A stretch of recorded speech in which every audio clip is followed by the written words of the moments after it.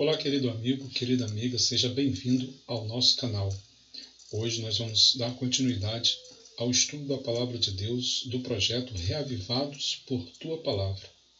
O capítulo de hoje é Ezequiel 38. E antes de nós continuarmos, eu quero convidar você a primeiramente ficar conosco até o fim deste vídeo. E se você gostar, se esse vídeo fizer sentido para você, se ele tocar o seu coração, ou se a mensagem dele tiver lógica e você entender que é a voz do Espírito Santo, eu quero convidar você a se inscrever no nosso canal e também convidar você a curtir este vídeo e compartilhar em suas redes sociais. Você pode compartilhar lá no seu grupo do WhatsApp, você pode compartilhar num grupo do Facebook ou no seu perfil, pode compartilhar no Twitter ou no Instagram.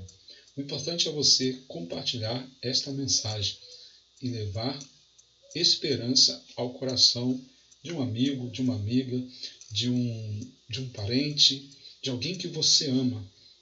Que Deus o abençoe. E junte-se a nós na missão de levar a palavra de Deus ao coração de muitas pessoas. Bom, o capítulo 38 de Ezequiel, ele vai falar de um rei, um príncipe e um reino, Gog e Magog. E é interessante, né, essas profecias do Antigo Testamento, elas são muito, muito interessantes. Uma profecia, no caso as profecias, principalmente as profecias do Antigo Testamento, elas tinham uma aplicação primariamente local, geralmente voltada para Israel. A profecia do capítulo 38 de Ezequiel é uma profecia falando sobre um poder, ou um rei, um reino, um rei chamado Gog e um reino Magog.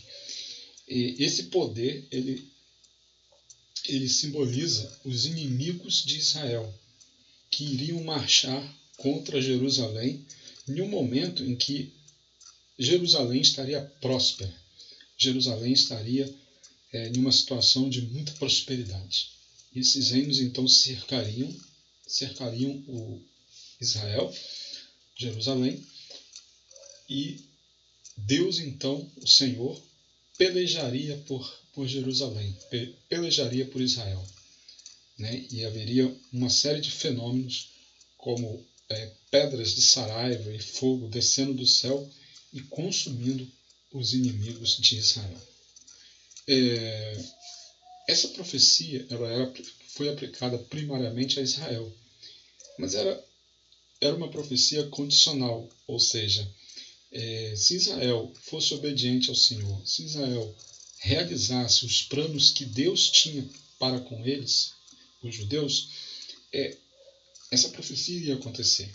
Eles entrariam em prosperidade, em total prosperidade. Os seus inimigos tentariam os destruir, mas Deus o guardaria e o protegeria. Porém, nós sabemos que não foi assim. Nós sabemos que os judeus, eles rejeitaram a Deus. Eles foram rejeitando, abandonando os caminhos do Senhor, e culminou quando eles rejeitaram a Cristo e o crucificaram, e posteriormente mataram Estevão. E aí os judeus, a nação de Israel, como nação, eles perderam a posição de povo peculiar de Deus. Agora, as promessas feitas a Israel, elas se transferiram para o povo de Deus, o Israel espiritual, formado por sua igreja, visível e invisível aqui neste mundo. E essa profecia de Gog e Magog também vai se aplicar, não toda ela, é claro, porque há particularidades dela que se referiam apenas ao Israel terrestre, mas parte dela vai se cumprir na Igreja de Deus. E essa é uma profecia escatológica. E eu gostaria de ler com vocês, esse vídeo vai demorar um pouquinho mais, para a gente explicar direitinho o que aconteceu aqui em Ezequiel 38. Em Apocalipse capítulo 20, fala assim a partir do versículo 7. Apocalipse capítulo 20, verso 7. Quando, porém, se completarem os 1000 anos, Satanás será solto da sua prisão e sairá a seduzir as nações que há nos 4 cantos da terra, Gog e Magog, a fim de reuni-las para a peleja. O número dessas é como a areia do mar. Marcharão então pela superfície da terra, estiarão o acampamento dos santos e a cidade querida. Desceu, porém, fogo do céu e os consumiu. Veja só, a profecia que antes foi dada para Israel, agora ela vai se cumprir de forma escatológica. Apocalipse 20 conta como os acontecimentos finais ali da história deste mundo. Depois que Jesus voltar, ele vai nos levar para o céu, onde nós ficaremos com ele durante 1000 anos. Satanás ele ficará aqui preso na terra. Por quê? Preso em uma cadeia de circunstâncias. Por ocasião da volta de Cristo, a palavra de Deus nos afirma que os justos vivos serão transformados. Isso está em 1 Tessalonicenses capítulo 4. Os justos vivos serão transformados e os mortos em Cristo ressuscitarão. Essa é a primeira ressurreição, também falada aqui em Apocalipse capítulo 20. Então, os justos vivos são transformados, os mortos em Cristo são ressuscitados e ambos são elevados ao céu e encontram-se com Jesus. Eles então serão levados para o céu, onde habitarão com Cristo durante 1000 anos. O que acontece com os demais? Os ímpios que estiverem vivos, eles serão mortos por ocasião da segunda volta de Jesus. Os mortos ímpios, eles continuarão mortos. Nesse momento, então, Satanás e os seus anjos, eles são restringidos a este planeta. Portanto, eles estarão presos no planeta Terra em estado de completa desolação. Jeremias capítulo 23 descreve esta cena. Então o que acontece? Satanás ele ficará preso por uma série de circunstâncias. Ou seja, como não há ninguém para ele tentar, então ele não tem como tentar ninguém, então ele está preso. 1000 anos nessa situação. Após os 1000 anos, a palavra de Deus diz, em Apocalipse capítulo 21, João fala assim, vi novos céus e nova terra, né? E também vi a cidade santa descendo do céu. Então, após 1000 anos, a cidade santa ela desce até a terra.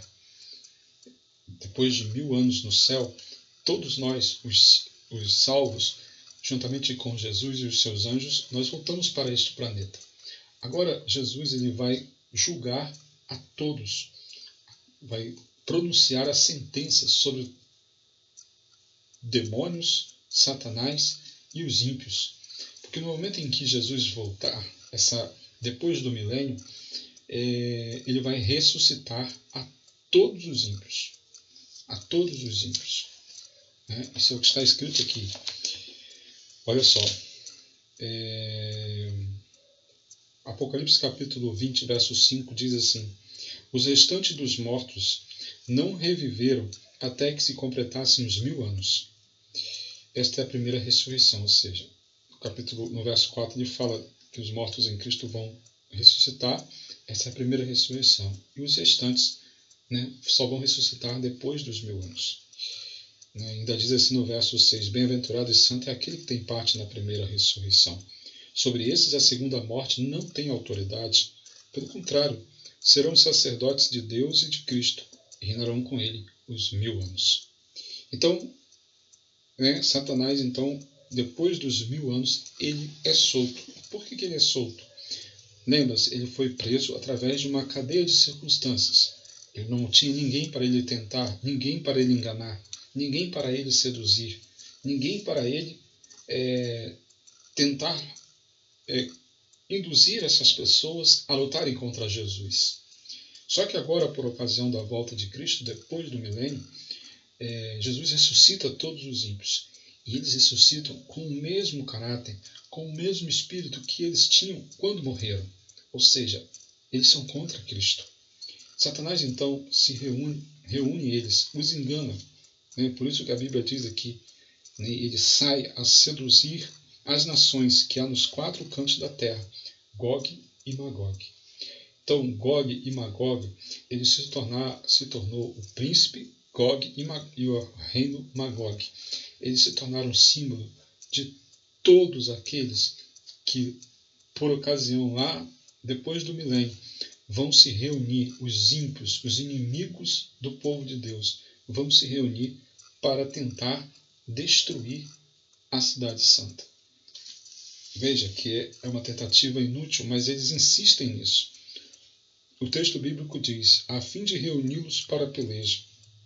O número dessas é como a areia do mar.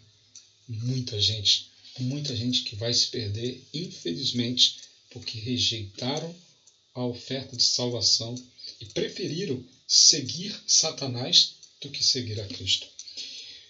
O verso 9 do capítulo 20 de Apocalipse diz que eles marcharam então pela superfície da terra e sitiaram o acampamento dos santos e a cidade querida, ou seja, eles cercam a cidade santa, a Nova Jerusalém. E nesse momento, então, o verso 9 diz assim, desceu, porém, fogo do céu e os consumiu. Esta linguagem você vai encontrar aqui em Ezequiel. Por exemplo, vou só ler algumas passagens aqui.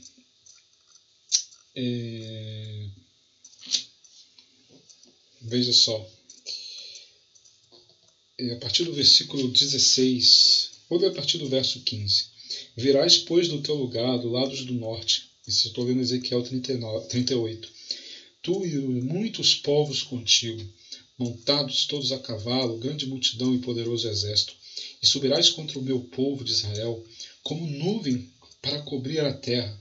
Nos últimos dias hei de trazer-te contra a minha terra, para que as nações me conheçam a mim, quando eu tiver vindicado a minha santidade em ti, ó Gog, perante elas. Assim diz o Senhor Deus, não és tu aquele de quem eu disse nos dias antigos, por intermédio dos meus servos, os profetas de Israel, os quais então profetizaram durante anos que te faria vir contra eles?